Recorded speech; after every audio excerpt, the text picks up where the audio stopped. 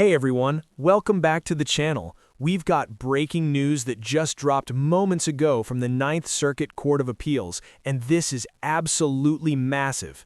The Ninth Circuit has just struck down California's effective ban on open carry in a landmark 2-1 decision. This is huge, not just for California, but for every state in the Ninth Circuit's jurisdiction. We're talking about Washington, Oregon, Montana, Idaho, Nevada, Arizona, Alaska, and Hawaii.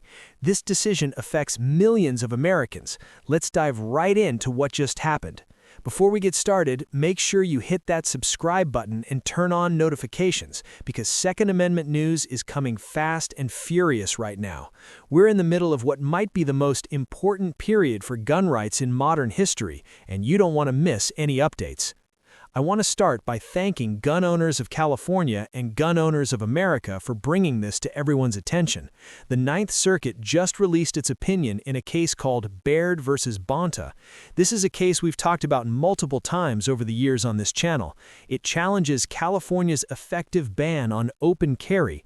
Here's the background. In California, open carry is banned anywhere in the state that has a population greater than 200,000 people.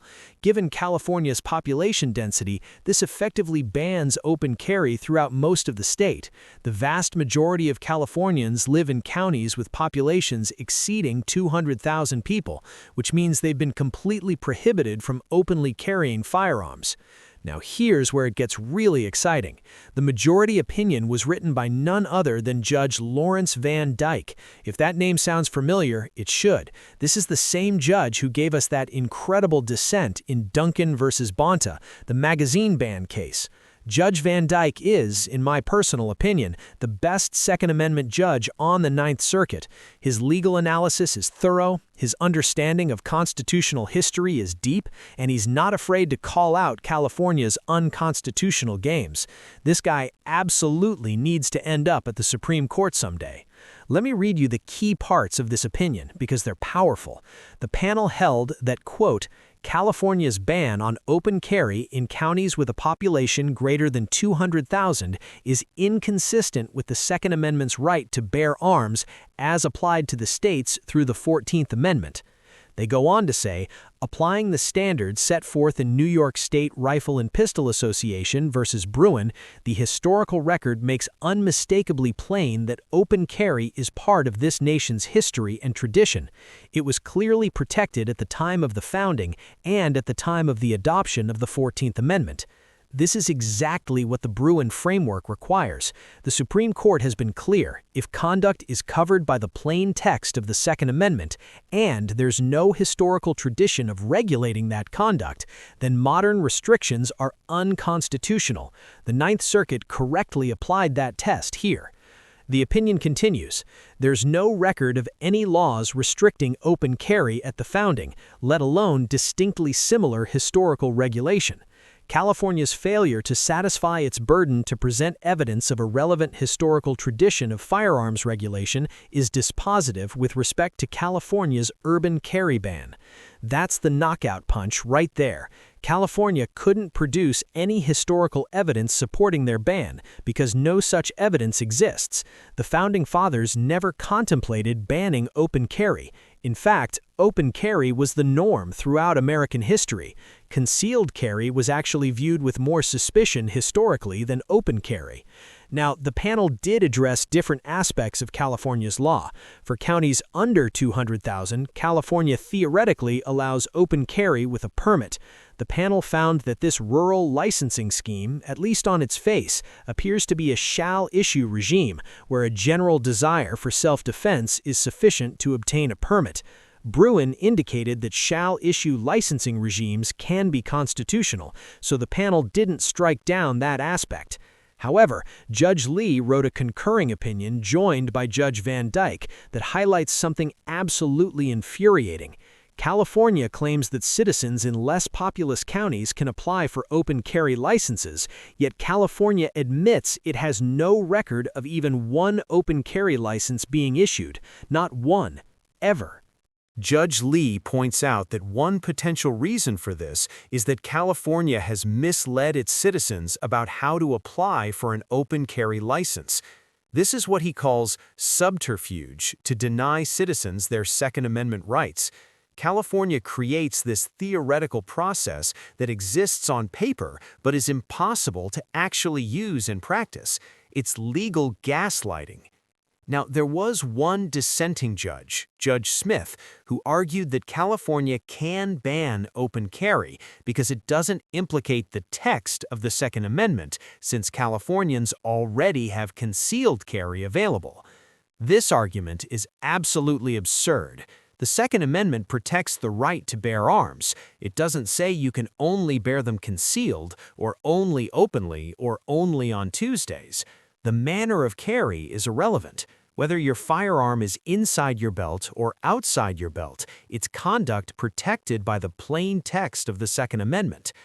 Thankfully, Judge Smith lost in this 2-to-1 decision, which overturns California's ban on open carry.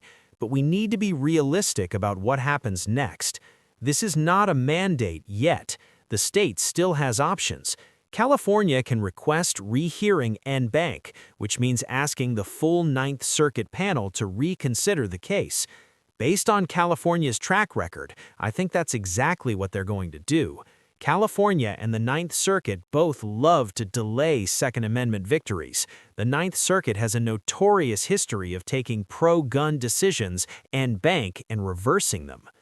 However, we can still hope they don't. If California doesn't request en banc review, or if the Ninth Circuit denies that request, then we wait for the mandate. Just like we did in Bruen versus Bonta, once we get that mandate from the Ninth Circuit, the law would officially be overturned. The panel did send the case back down to the district court judge with instructions to enter judgment in favor of Baird and issue an injunction barring California from enforcing this law. But again, we'd have to see if a stay gets issued on that injunction.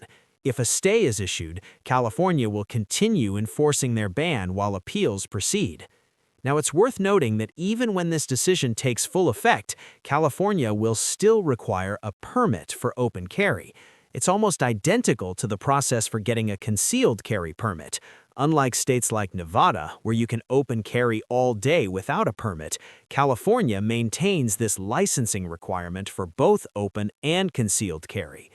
Some people might say, well, if you need a permit anyway, what's the point?